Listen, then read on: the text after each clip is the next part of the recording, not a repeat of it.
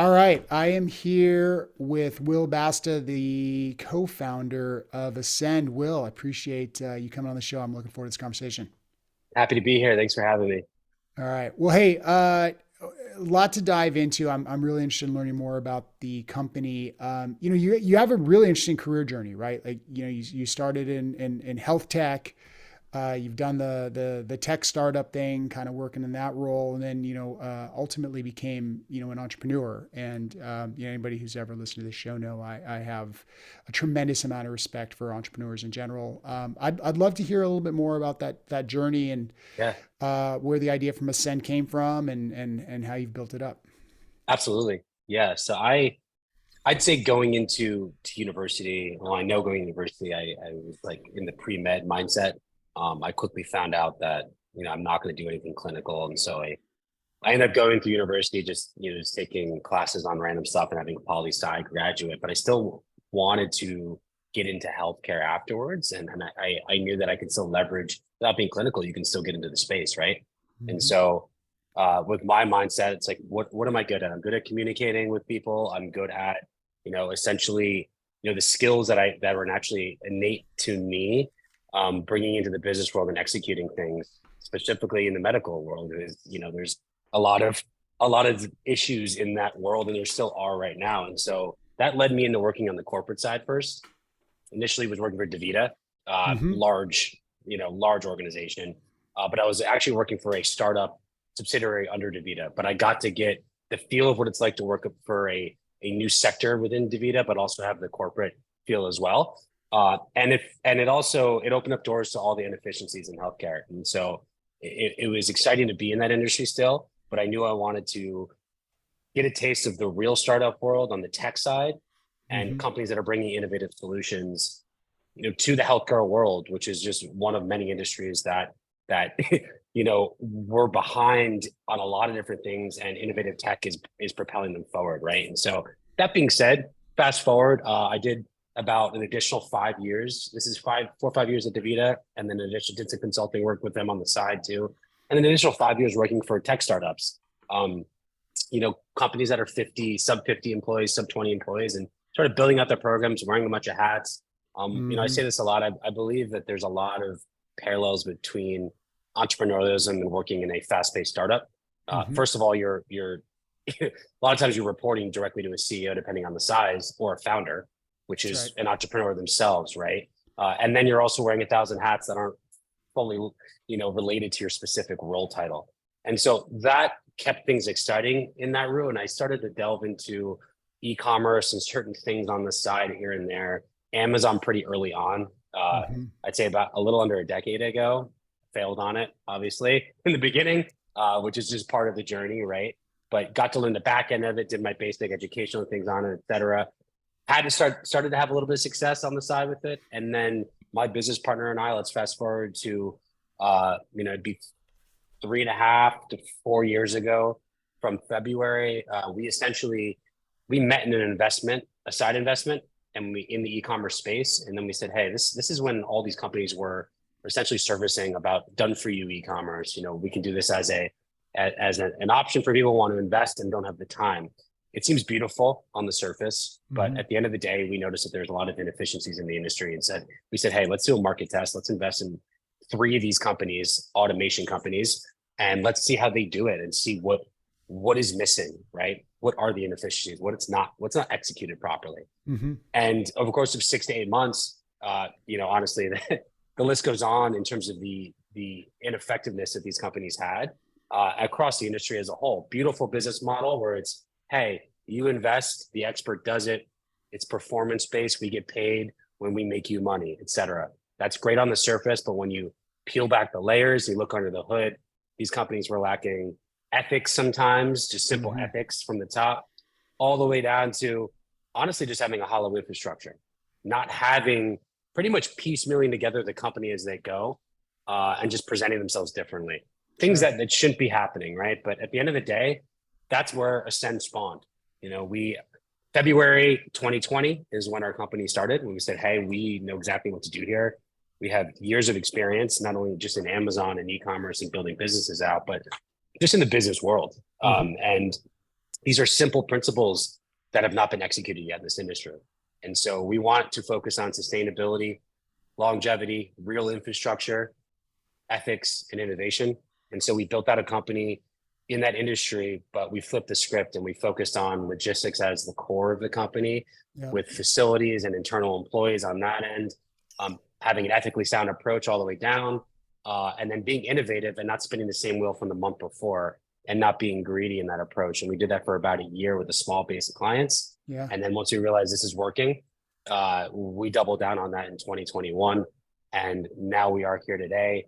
We have 2 facilities in Dallas. We have 2 JV partnership facilities, one in Michigan, one in Florida, where I'm currently at right now. Roughly 600 clients, millions and millions of revenue for clients. And we essentially build Amazon businesses for investors and who want to diversify outside of your typical stocks and real estate, but we do it in a manner that's sustainable. And we have business models that are unlike anyone can touch when it comes down direct to the manufacturer sourcing products to building brands and private label. Yeah. That's sort of the clip notes, if I can make it short. Yeah, man. No, that's that's awesome. There's so much there. I want to peel that onion a little bit because I think you skipped over so many interesting points that I'd love to dive into. I mean, going from, hey, I was working at some startups to I had a side business to now I have a business that has 600 plus clients and multiple warehouses and process. I mean, that's a big jump. It's a big leap. I guess my first question, just off the top, how did you meet your co-founder? Where did that relationship Yeah, come from? we met because we were both invested in an e-commerce opportunity. Yeah, And there was sort of like a community forum thing, and we sort of connected on a couple of things, and instantly we had synergy.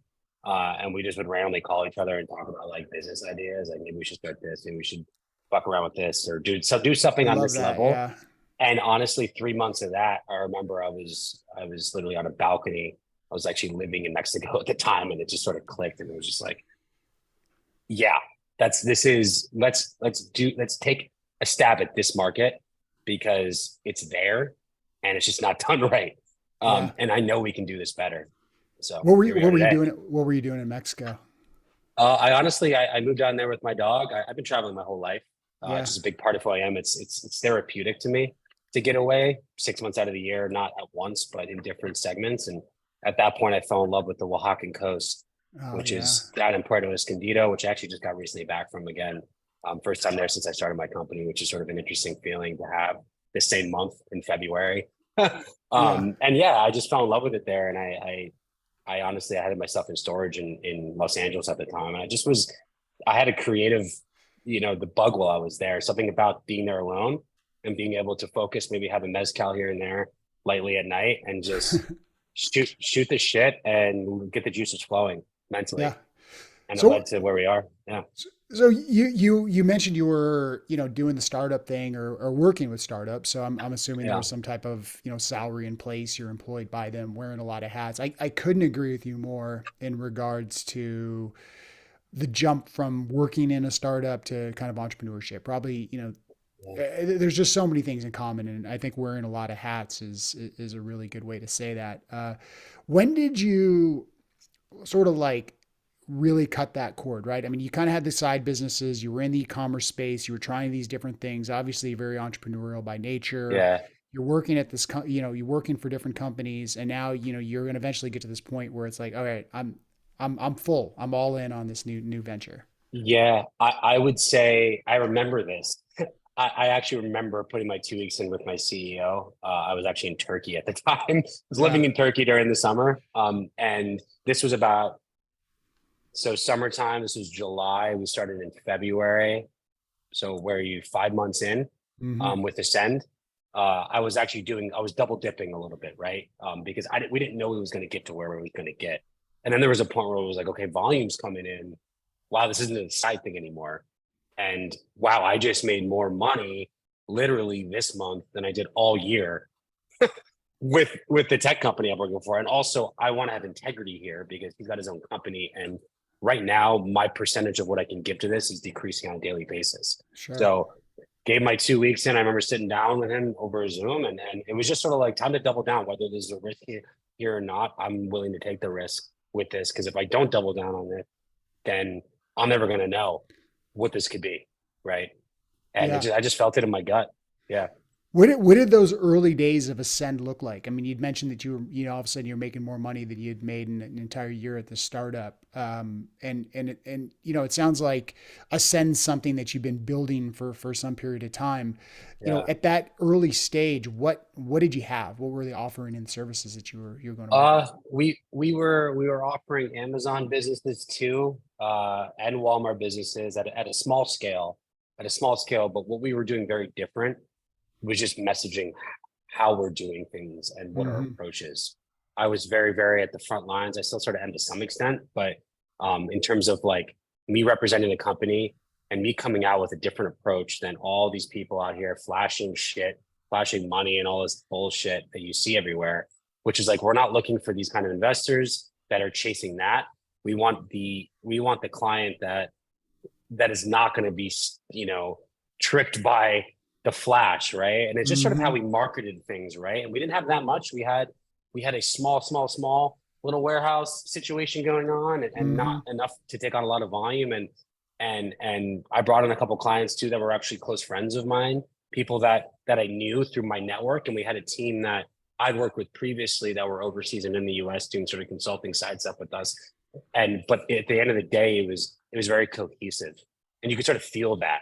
You could feel that from being a client on the outside. And there was a couple months of first months there was two clients I remember, and then the first month there was no clients. Second month there was two clients, and the third month we hit like 18 clients, 18 Mm-hmm. 20 clients, and we're like, okay, it's a huge jump in growth.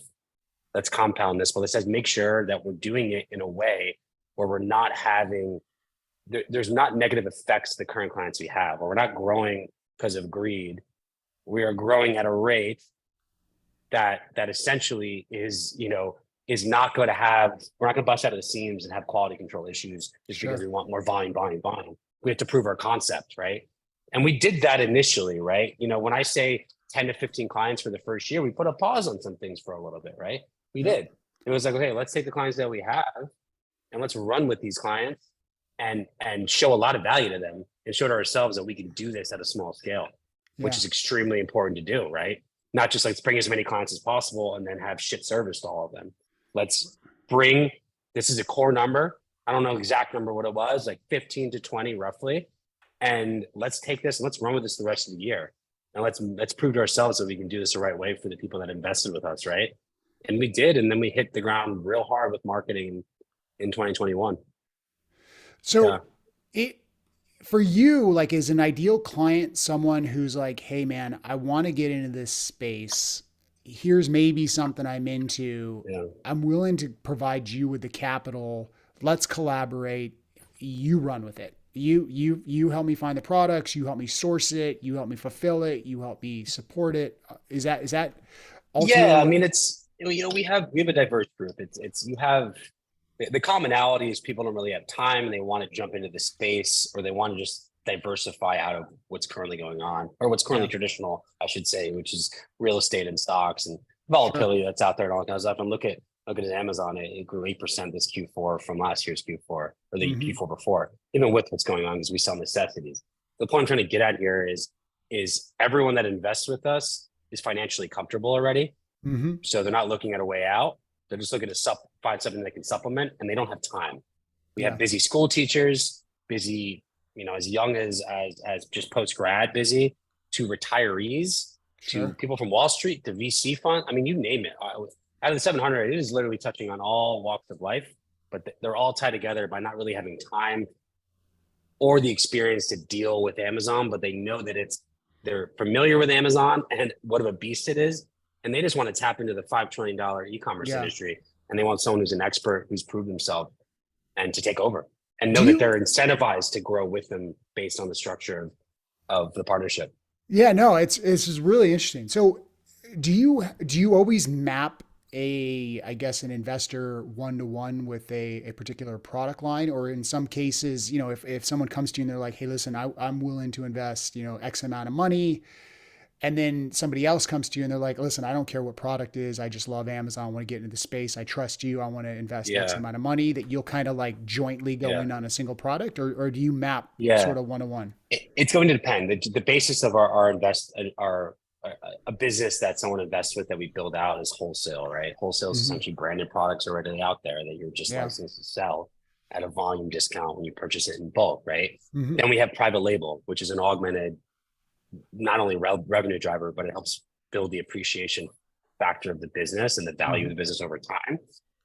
But people aren't coming to us with passion projects most of the time. Mm-hmm. It's all about data and making money. So I don't care if you're selling Yeah. Hershey syrup and adult diapers, which I'm bringing that up because honestly, we had clients do really, really well on adult diapers in December and Sure. November of this past fall. It does the product line is irrelevant, right? It's about what we can source, when we can source it, and what's going to sell and make money, right? Mm-hmm. Depending on the capital that they're willing to deploy and inject, there's different levels of investors, right? We have some clients that will drop $500,000 for a portfolio of businesses, and they have another $500,000 to work with for inventory. And if that's the case, we do link them up to some more exclusive style purchasing that essentially will have a higher MOQ, minimum order quantity, of Mm-hmm. like, hey, this is a toy manufacturer.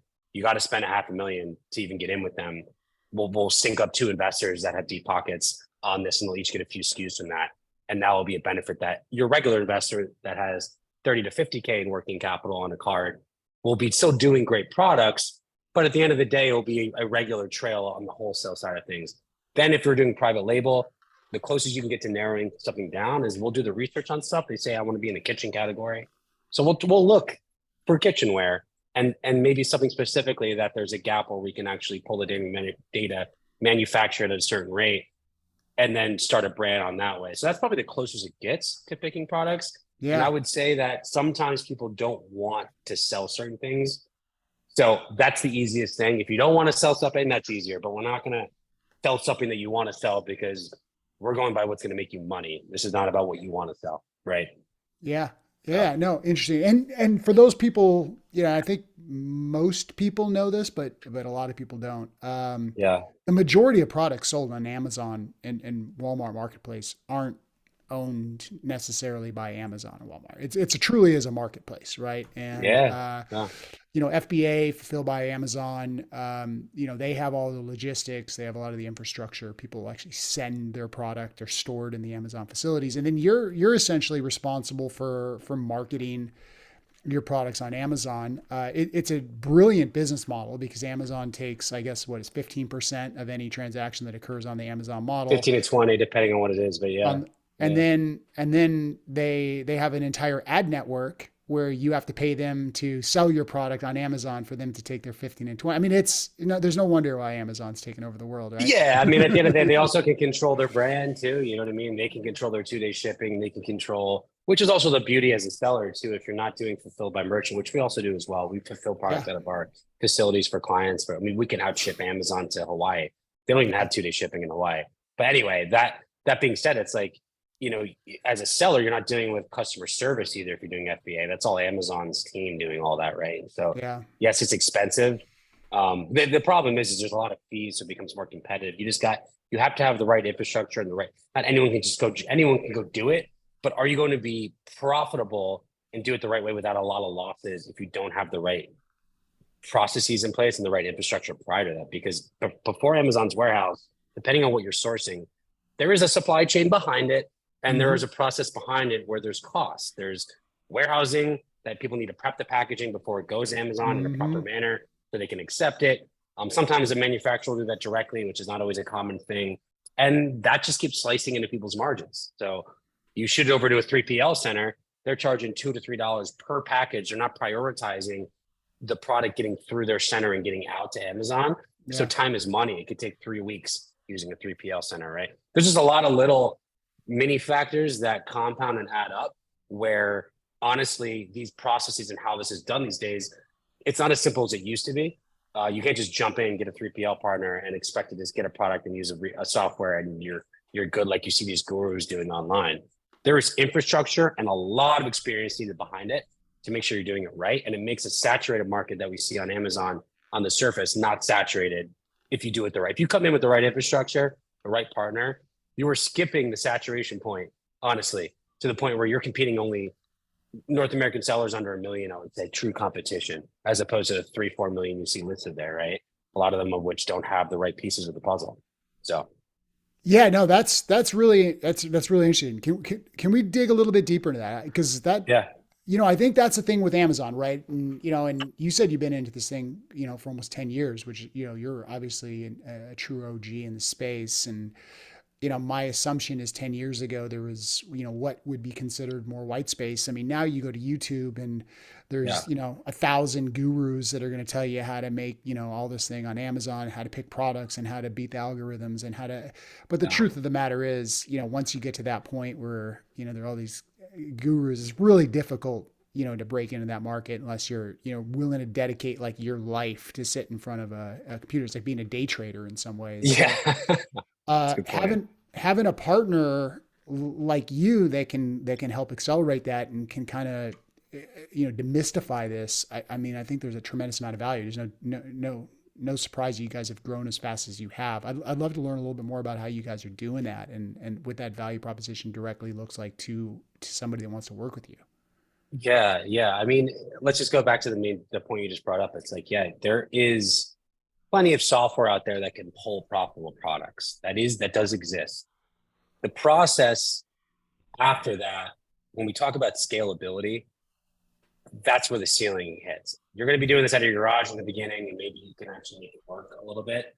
But if the volume ever hits to a point where you have to use something outside of your garage, which is the goal anyway, Yeah. then you have to start looking for 3PL centers, of which the ones that just let random people, sellers come in are the ones that have the highest fees and have the least prioritization of your products because your volume and all that kind of stuff.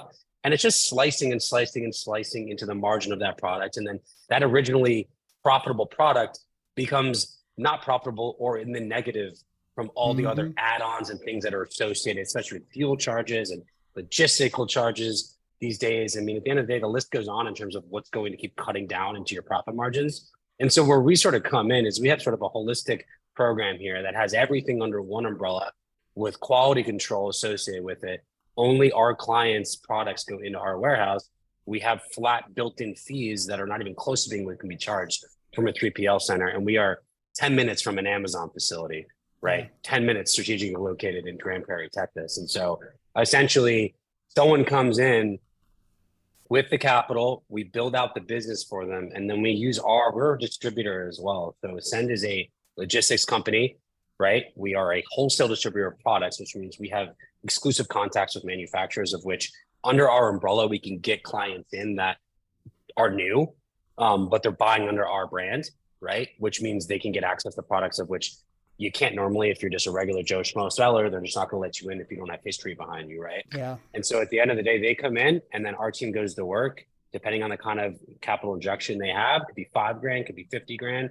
We're going to start sourcing wholesale FBA products at a volume. The thing is, we also pool together people. So even at a smaller scale, we can buy $200,000 worth of product that could be multiple SKUs with multiple clients, or it could be directly from Ascend's pocket. And then you're getting, as a client, you're going to get maybe one SKU, maybe 5K worth of inventory of one SKU, but you're getting the volume discount as if you dropped $250,000 because it's pooled investors together that are all clients to one manufacturer wholesaler. What's typically the margins at this point? If you think about. Yeah, I would say early on, we're going to have lower margins because the goal is to get traction on your store. If you're a brand new Sure. Amazon store, let's get reviews and It's let's get your brutal. first sale. Yeah.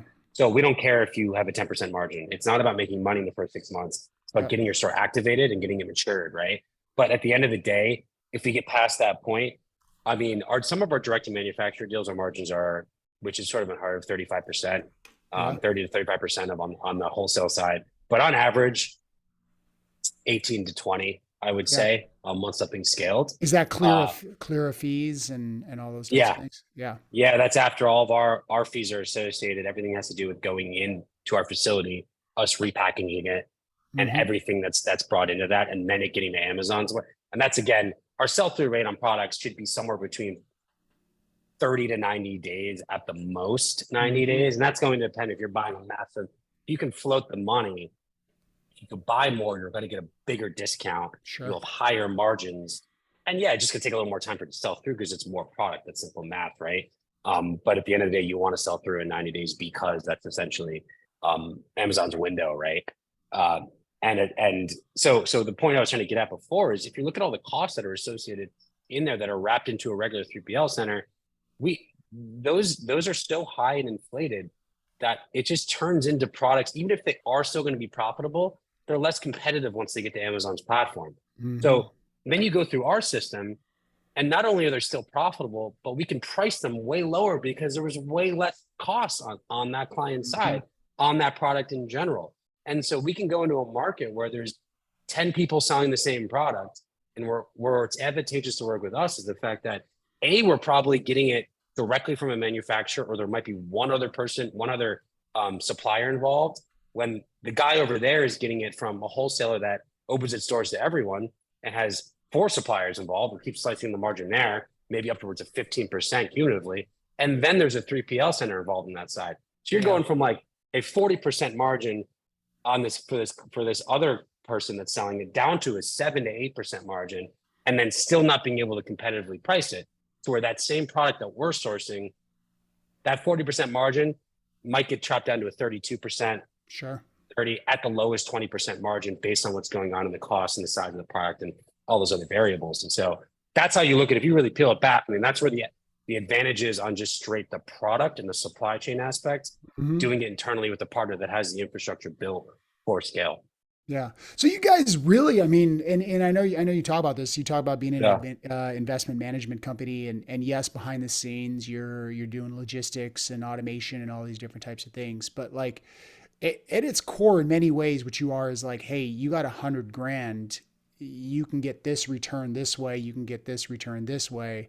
You give me this, we can create a residual income stream of X, plus you're building equity in a brand that eventually you may sell for 3 to 10x of revenue down the road. Yeah, you hit the nail on the head there. I mean, we're focusing, yeah, you want to tap into an asset class of e-commerce that is going to be growing exponentially over the Mm-hmm. next years, months, weeks, et cetera. But at the same time, and that's going to draw in passive income streams and supplemental income, which is all a beautiful thing. But if you look at it as a true asset class Mm-hmm. and you look at it in a sustainable manner on how we build this and how we offer this to our clients and our client investors, yeah, this is going to appreciate value over time and compound. The success is going to compound. And not only that, you have a partner that you're with that is constantly innovating, both on a domestic front for sourcing products to, I mean, I'm going to go off into this to on a global front. I mean, we're going to be looking, our clients that are with us are going to be selling in the Canadian market. They're going to be selling in the UK market, the Mm-hmm. German market, the Italian market eventually. Those are the top 5 markets for Amazon. US isn't even number one. It's actually Yeah. Canada for growth. Then you got UK and EU and all of that.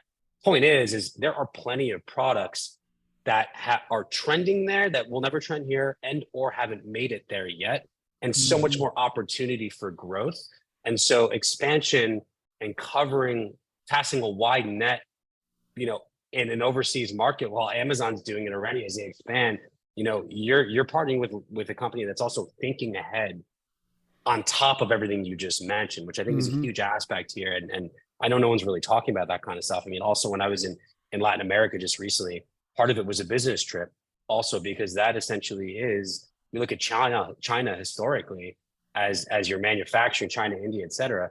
I mean, Latin America is the new China, with trade, with, the location in Mm-hmm. general, with all the ways of having Tampa Bay, for example, as an entry into the US with trade from Latin America and the context there and the manufacturing that's happening in Mexico and Colombia and Peru and all of that. I mean, the list goes on in capabilities and where this business is going, and thinking forward is what we do, at least on the leadership side of my company. And all Yeah. that has is a trickle downstream effect to the quality outcome of the client and the investor, their business, and how it's going to progress moving forward. Yeah. So So how, I mean, you guys have some serious impressive growth. How do you guys, where's this coming from? Is a lot of word of mouth? You guys actively doing a lot of BD? yeah, it's a mix. I'd say in the beginning, it was a lot of organic word of mouth. And then we hit marketing hard in 2021. Mm-hmm. We have a lot of strategic partners. People began to hear about us just because we do things differently, right? Mm-hmm. Good reputation in the space. We approach the business differently. You know, like I said, we look at it as an asset class.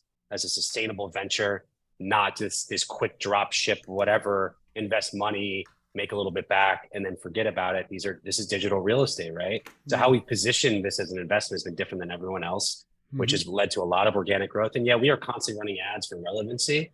But at the end of the day, we also aren't bringing on a lot of clients anymore like we used to at scale. I mean, we're bringing on like maybe 5 to 10 clients a month, some big investors, strategic people that we actually vet out really, really hard as partners because yeah, our growth is there. We're making a lot of our money on the back end. We don't Yeah. need net new clients necessarily, just like Amazon doesn't need new sellers. They need quality sellers. Hmm. Amazon doesn't need new sellers. They've got enough, but they have too many shitty sellers. And so Yeah. same thing with us. We've got great clients. We don't need new clients. We just want high quality clients that are going to come through. And that's why we've limited that. But yeah, the growth is a mix. It's a hybrid of everything, I'd say. Yeah.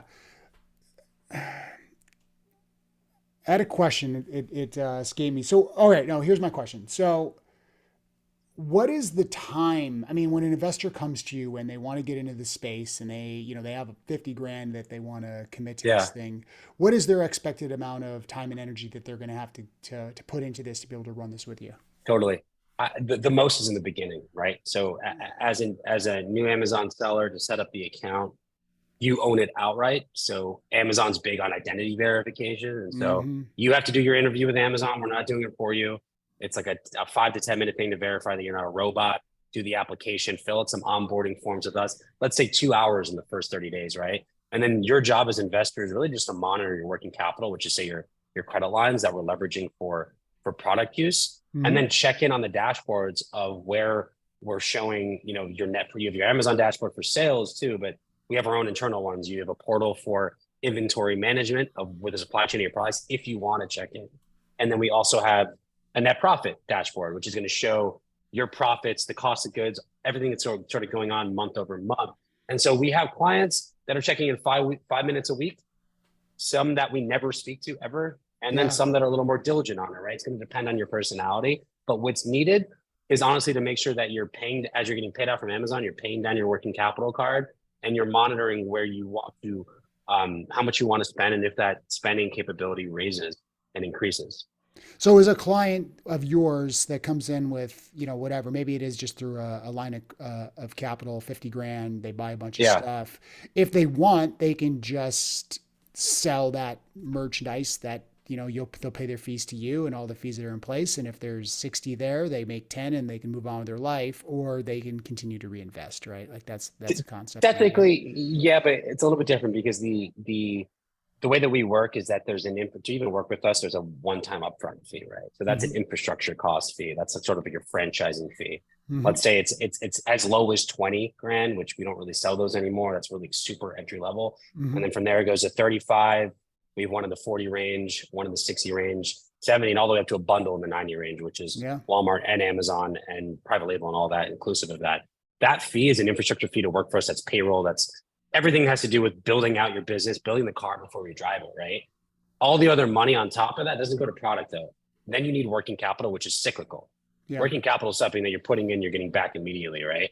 So the margins on that, the goal is to make back your initial investment as fast as possible, which on average for us, I've seen it as soon as 10 months to as late as 18 months in, Mm-hmm. right? It's going to really depend on a lot of factors. But our number one goal is to make you break even first. So if you're investing in with us, you don't want to leave until you've made something, right? Yeah. And so at the end of the day, you want to cycle through your working capital until you've actually got to the point where you've made back your initial investment with us on average. And then at the end of the day, you can step back and let it just generate. And there's no need to leave something that's generating and appreciating, right? We do have a contract term with our clients because we do this and we want to make money off the back end with you, right? After we make you break even, then Yeah. we're all net positive forward. And so that's really up to the client. If they want to sell out early after that, there's ways that we can work with that. But we have our terms for 36 months specifically because, and this is coming from not just data and what we see and what we know, is that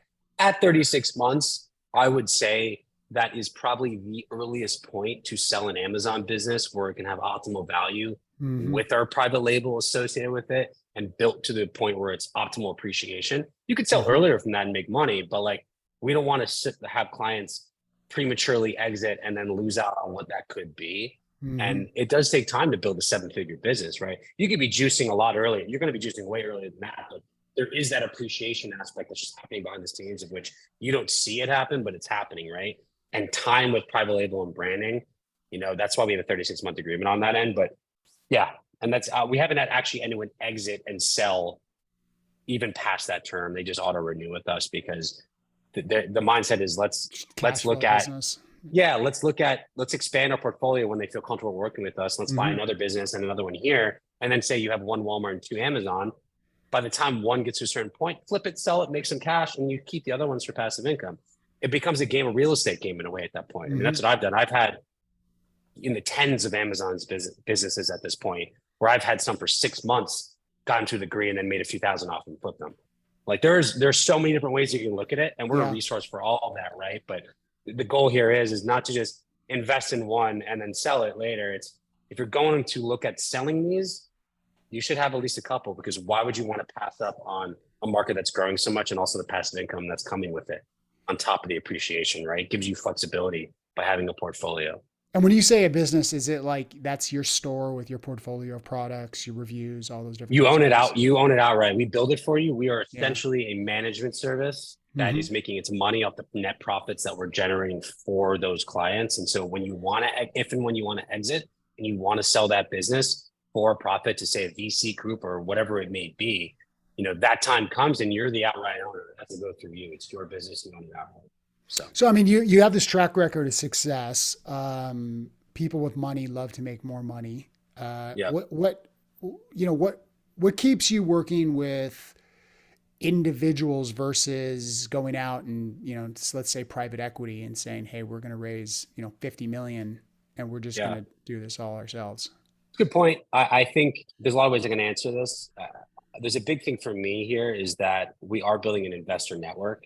Yeah. And so there's something to say for having such a diverse group of clients, and where we can bring value for one of them and then expand and they might want to invest with us in another opportunity down the line or expand globally, like I mentioned. Mm-hmm. And it still gives you that kind of like feeling of you're working with the general population. You know what I mean? Yeah. And to me, that also it has a very it's gratifying, in general. And so we've kept it that way because we like how that's going. It doesn't say down the line we won't eventually. We have brought VC firms in that bought portfolios, but raised money we've never done. Yeah. There might be a point where that happens if and when we go globally. I can't really say that right now because I'm not sure, but it just hasn't, to be completely frank with you, it hasn't really crossed our mind to the point where we're like, all right, that's the direction we only have to go, because we're still bringing so much value to the clients, and we have more value to bring to the clients we currently have. That's just strictly our focus. You know what I mean? And as things adapt, I could have a different answer for you in a week. Yeah. No, I get it, man. Yeah. Absolutely. Yeah.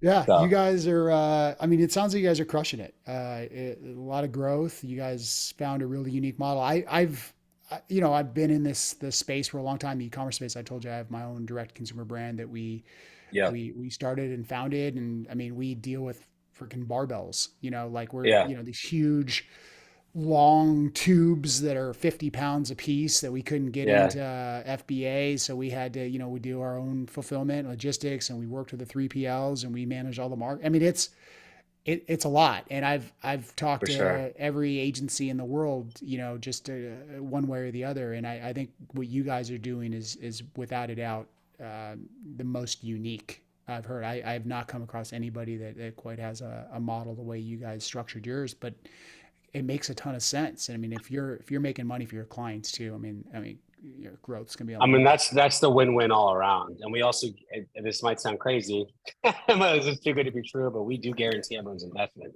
Yeah. And so when I say guarantee, I mean contractually, like you invest in X amount of money, we will make that back at a bare minimum. If we don't, we will buy back your business for the difference. And so if you have cash to invest in things, this could not be more secure in that sense. And then also, which we talked on a little bit before this, is what's the next risk possibly if you're doing an automation company? Be inventory. Yeah. Okay, what if the inventory doesn't sell and the data is pulled incorrectly, or it's pulled correctly and then the consumer market changes, or whatever it may be? Then there's a risk of sitting inventory. Mm-hmm. We've just sealed that risk literally as of last month on actually guaranteeing the inventory to sell through. Mm-hmm. So you buy we source 12K of inventory for a client. It gets listed on FBA. That's in there for 90 days. If it on the 90th day, if that is still there, the client can opt to get a refund or exchange it for other products. That wipes the last risk on the table at the end of the day. Not the last risk, actually. I don't want to say that because everything has risk and we're still on a third-party platform. Sure. Who knows what Amazon's going to do next, right? Yeah. But the two major risks of selling and with a partner is the upfront investment, not making the money back, and then the inventory not selling through. We don't have, I mean, contractually, that is something that we have made sure it's all about mitigating risk. I personally am risk averse in a lot of ways. And so it's always been, how can we make this more comfortable for investors? Because it's an alternative investment. And like you just mentioned, it is a new kind of investment space, which is scary. With the risk comes reward, but the goal is to still chip away at all the risk that we possibly can have. And we've been doing a good job at that. And it's exciting to know that we have this opportunity now for investors to mitigate the inventory sell-through risk and actually eliminate it completely. Yeah. I love it, man. So, I love it. So what's next for Ascend? What's next for Ascend? I mean, I keep harping on the same thing, but honestly, our private label program has always been good, but we are tripling down on our branding because our manufacturer contacts that we have in Latin America, as well as Asia. And it's just something that we're going to be focusing a lot more on, while honestly, I can't say in 2023, but hopefully by early 2024, we will start to have our clients sell in Canada and the UK. So it's global expansion at a larger scale and putting more emphasis on the branding side of the business for clients, like building out brands and private label products and direct manufacturing type deals, because that brings on a more sophisticated investors. And on top of that, it is a huge piece of the puzzle, not even the puzzle, it's a huge part of the foundation for actually building out a true asset when it has uniqueness to it and has a brand attached to it. Your value for selling your business on the line won't just be 3 to 5x. If you have an awesome brand attached to it, there goes your 10 to 20 to 30 to 40 to 50. The business that sell for 7 figures all have private label. Yeah, no, 100%. And it seems like you're very bullish on LATAM, which I love as well. I mean, I think especially on Amazon, it's so heavily dominated by China, it seems like, and the Alibaba products. And, you know, I mean, it's just so much sameness with very little differentiation. I think LATAM makes a ton of sense, right? You can't even predict. You don't know what China's going to do next, or what a relationship's going to be like tomorrow, or them invading Taiwan and then the trade just stopped, whatever it may be. You know, it's about being proactive here, and the manufacturing that's going on in Mexico is next level in terms of the potential there. And then Colombia as well. Like I mentioned, Latin America in general is, in my opinion, the future of trade when it comes down to manufacturing. 100%. It's huge. And that's why we're delving into it even before it's necessary to do so. And that's how we work from the top down here. It's important to at least test the waters on stuff. And we do that on our own things. We're not just playing with clients' money in different markets we don't know of. It's proving out concepts and getting the right context. And then looking at, we're in Florida now. I would say if we open another facility, it's going to be in Tampa Bay, just because we have logistic connections there that are also directly connected to trade through Latin America and the Caribbean. And so, I mean, I could go on forever on a podcast just on that, but that's what excites me the most, honestly, is that aspect of the next decade. Yeah, no, I agree. And, even though you might see top line costs seem to be cheaper in China, once you put on tariffs and shipping and all these different types of things, that cost can significantly multiply. Totally. Right? And then just the hiccups you're going to have with stuff it's just the trade relations are different too. It's just not the same. There's time. Like I said, time is money. Something sitting at a port in San Diego for 30 days because it came from China and there was the wrong, whatever the hell they did. And it's on hold, as opposed to something that gets pushed through in a matter of a day or two through Mexico or whatever. I mean, that's more money on the table when you're waiting, right? So, cool, man. So anybody out there that likes this, that's interested in talking, go to your website. What's the best way to find you guys? Yeah, absolutely. So our Instagram page, which we post the most on, and our YouTube is Ascend Cat Ventures. Our Instagram is Ascend, ASCEND _ C as in cat, V as in Victor. That's Ascend Cat Ventures. You can find us there, DM us, set up a time. Our website is actually going to launch tomorrow morning. We just did Oh a yeah, rebrand of our cool. website. And so it's going to be very, very extensive with a lot of great stuff on it. We've always had a good website. But our new website is going to be www.ascend, A-S-C-E-N-D, cap ventures, C-A-P, ventures.com. That'll be live tomorrow. You can book a call on that. We're not salesy. We just want to have a conversation and sort of see what your financial goals are, what you're interested in, and let you know how we do things. And if it makes sense to continue the conversation, then we sort of take it from there. Yeah, awesome, man. Well, I appreciate your time. I tell you what, it's rare that you talk to somebody that has, really kind of a completely different model. I mean, yeah, I'm sure you have competitors out there and there's probably other people doing it, but this, I love the way you guys are approaching this. Is really, Appreciate it. shows a lot of just pure kind of entrepreneurship and kind of forward thought into like, hey, here's an opportunity that we can capture and we're going to do it this way and this is how we're going to differentiate ourselves. So congrats on all your success. Thanks. No, honestly, it's been great chatting with you. And yeah, it's a unique industry, and we're still getting hit with, it's not perfect because you get hit with balls out of left field constantly. But at the end of the day, it's exciting to be in this industry and to be sort of pioneering a new form of investing. And so yeah, that's a week keeps me awake and keeps me going every morning. So That's right. All right, man. Thanks, Will. all right, cheers.